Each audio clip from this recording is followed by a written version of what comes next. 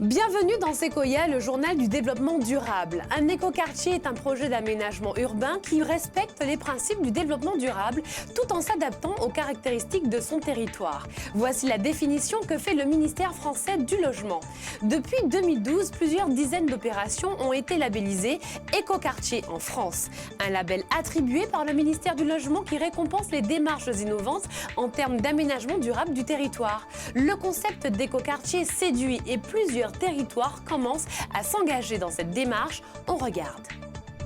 Ici, dans ce quartier populaire du Rézé aux Abîmes, verra le jour un écoquartier. Une démarche initiée par la municipalité dans le cadre de la rénovation urbaine, mais avant tout une démarche concertée avec les populations du quartier. C'est là l'un des principes forts de la démarche écoquartier, inclure les populations concernées dans les prises de décision. C'est déjà innovant en soi de mettre autour de la table à la fois les politiques, les bailleurs, les bureaux d'études et la population. Ensuite, un écoquartier, c'est un questionnement autour de grands piliers du développement durable déclinés à l'aménagement du territoire. Donc on va y retrouver le cadre de vie et les usages. Donc là on va parler espace public, mobilité, etc. On va y retrouver le développement territorial, donc l'économie en termes de piliers du développement durable. Et enfin, on va retrouver le pilier environnemental du développement durable avec une nécessité de s'adapter au changement climatique. Et donc, voilà, c'est l'ensemble de ces thèmes et des questionnements qu'on va avoir qui vont faire qu'on va réussir et rentrer dans la démarche écoquartier. Et pour aider les maîtres d'ouvrage publics dans la mise en place de ces projets d'écoquartier et plus globalement de leurs plans locaux d'urbanisme, l'ADEME propose un accompagnement à l'approche environnementale de l'urbanisme.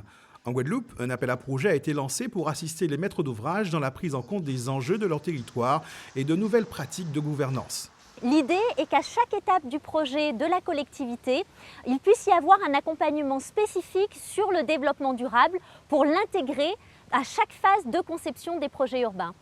Par exemple, Cap Excellence a souhaité réaliser une approche environnementale de l'urbanisme pour accompagner tout son programme local de l'habitat.